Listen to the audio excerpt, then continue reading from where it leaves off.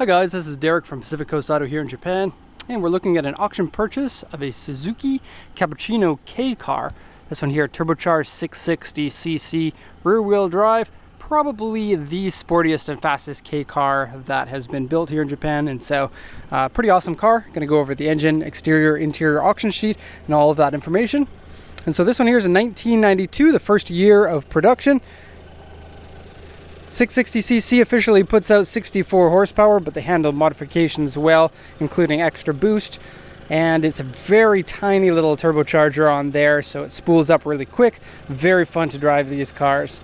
Now, I'm not sure if I have one of these on the channel before. I'm kind of feeling like all the ones that we've sold have ended up with dealers and people who didn't put them on the channel. So I can't remember if this is our debut for Cappuccino, but we've sold plenty of these. And from what I've seen, they've been great cars to purchase. And so I'm going to take this battery box off. The reason why it's on there is because the vehicle doesn't run without it on there, and I'm going to show you why in a second. So, take off, engine stops. And you might be thinking, I wonder if that's a bad alternator. And I'm going to tell you right now, it's probably not a bad alternator. It might be, but here we go. And all you people who don't like the engine sound running while we're doing these videos, rejoice, for you don't have to have the distraction of a tiny little 3-cylinder engine running in the background. Okay, so the reason why the engine, or why it doesn't charge, is because if you look down here, alternator belt has come completely off. Wah, wah, wah. So I put a new belt on, and I bet it's going to start working. This vehicle was it probably broke while it was at the auction, after it had already gone through the inspection, because people can take a look at the cars at the auction and then try them out.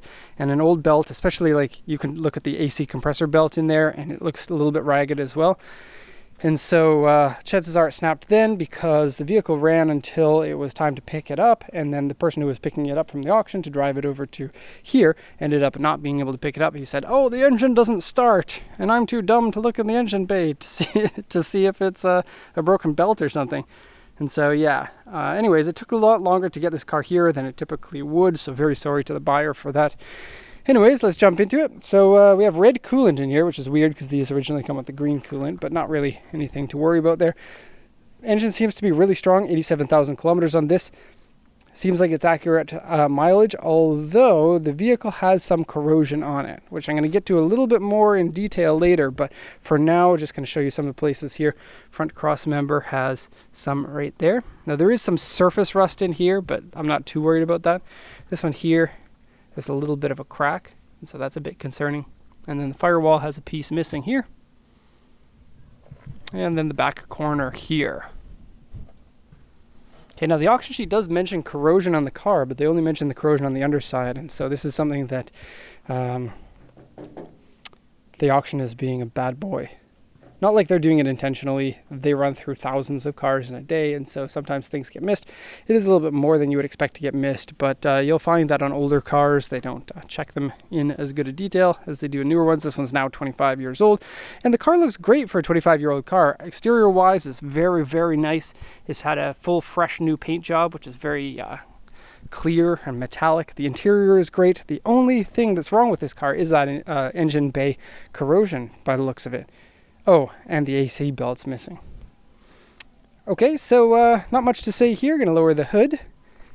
And I believe is an aluminum hood or aluminium hood, because it's super light. Look, I can pick this up with one finger. That's pinky finger. And I don't have extra strong pinky fingers like some of you might be thinking. Okay, so completely stock condition, right down to take a look at this, an old style plate. This one here, yellow plates for the K cars, but the old style because it only has 2 numbers there, 50. And so the 5 series or the 500 series are the small cars. I don't know if we have any other cars with plates on them. I can't show you any other plates except for on mine. Mine also has a 5 series because that's the biggest car over there that you can fit into a 5 series plate. Okay, so auction sheet here. This is the information given to us from the auction at the time of purchase. 1992 Cappuccino Turbo. They are all turbo, and so it doesn't really matter. Auction grade 3.5 with an interior grade B. 87,239 kilometers. 5-speed manual transmission. AC on the car, but not really. power windows, no power steering, but they're light cars, and so they're really easy to steer anyway. Originally it was silver and it's been changed to gold two-tone, but I don't know if that's really true because this gold color that it is, especially take a look in the sun, now that the sun's come out, it's kind of a silvery looking paint anyway. And I've seen this gold color be called silver on the auction sheet, so I think originally it was this color and they just repainted it original same color. Now, they call it gold two-tone because the roof has been painted a shiny black. This is different from the way that they come from stock. And this is a really cool roof. I'll mention more details about that after.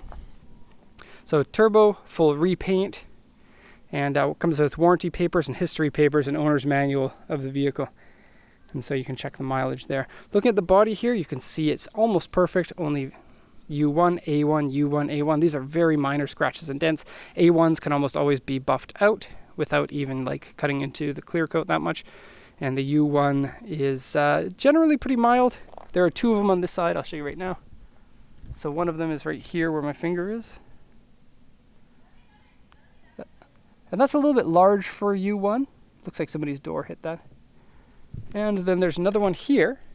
And if you look closely right here, you'll be able to see the paint wave, which is common of cars that have been repainted. But it's not that distracting.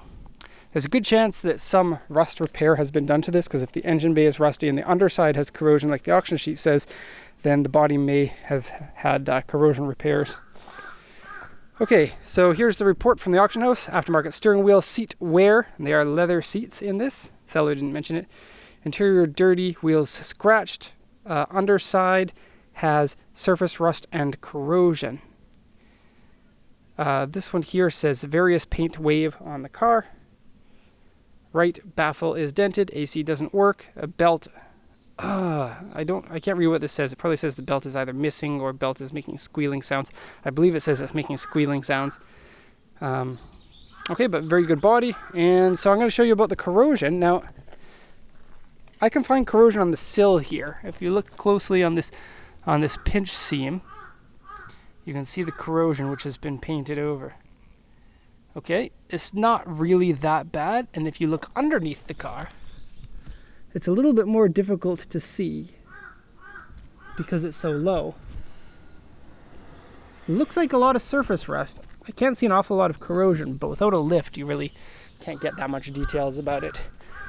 But probably expect to be doing some corrosion repairs on the underside. Okay, so let's go around it now. Cappuccino was in an initial D episode. In fact, that was one of the more interesting ones because they were saying how the lightweight and low power of it was probably a good thing for the course that they were driving the car on. Kind of cool. They're not super fast until they're modified, but the weight's probably really low. I don't know exactly, but probably somewhere in the range of 720 kilos. These are the original wheels and tires. Rears are slightly wider than the fronts on this one. I don't know if that's stock. I don't know if they have here I am not being able to speak. So the wheels I think are the same size. I think that the tires on the back are 1 centimeter wider because on this one we have 175s here and 165s here, but I don't know if that's the way that they're typically done. Vents here for your super powerful 64 horsepower engine. And the top. Okay, so this is the way that the top works. You have multiple sections here. They're made out of fiberglass. So this one and this one can be taken off individually to run a T-bar roof if you like T-bar roofs. If you like the 80s and you like cocaine. You can take the T-bar section out too if you want, and then you got a Targa, which I guess is also 80s and cocaine-like. And then if you want the full convertible style, this back window actually retracts back down into the trunk to give you a full convertible style open top car. So very cool. The car, I don't know how floppy it is. I've driven them before. I didn't really notice an over amount of floppiness. But they have really, really tall sills here. So it's like about 20 centimeter tall sill. It's like you're stepping right down into the car. Okay, door cards are in good shape on both sides. Show you a little peek of the interior here. And wow, door card's coming off. There we go. Now I have the windows open because it was like 58 degrees in there, Celsius. And I almost died. Okay, so we have another want part here when it comes to corrosion. There's some corrosion on the door right there. Aftermarket steering wheel, looks to be in good shape. And the seats, these are the original leather seats in it, are tight but nice, especially if you're my size. I think that's a really nice seating position with the steering wheel and the pedals. And the shifter, of all the K cars I've ever been in, this is the only shifter that I like. Almost all of them are front-wheel drive based cars and don't have a transmission that links directly to it, so you have shift linkages. And K cars usually don't get the shift linkages well, like a lot of front-wheel drive cars. Like, what cars do it well? Civic Type R, Integra Type R. But this one's really nice. It feels Miata-like, but a little bit shorter distance, so it's good. Revs up to 8,500 RPM. So that's pretty cool. Dashboard, good shape, no cracking, no tears. Okay, I took off the CD player here and hid it somewhere inside the car, but I'm not telling you where it is because that's my secret. Okay, power windows. This one oddly opens opposite of you, so you can't see what's inside it when you're driving.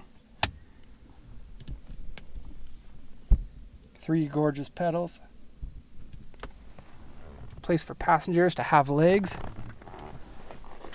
Okay, and this is how you open the back.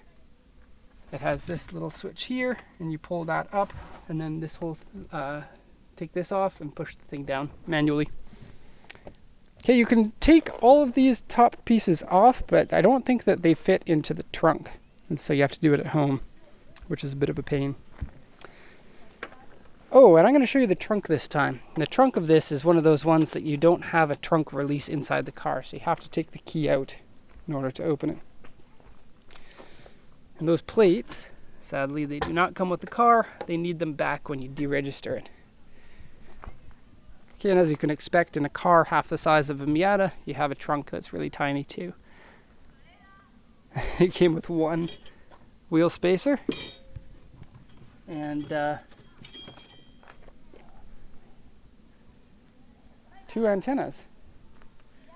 That's cool. Looks like a remote control car. Okay, it also came with these guys here. Looks like it's a top for your like target top style thing for the back of it. Once you put that piece down, you can cover it with that leather piece, I think. Okay, so Suzuki Cappuccino, one of the coolest K cars, now 25 years old and ready to be imported to the USA. So I hope you enjoyed this walk around. If you did, give it a thumbs up. Check out our links in the description. There's website-y stuff if you want to learn how to do this sort of thing yourself. So thanks a lot for watching and have a nice day.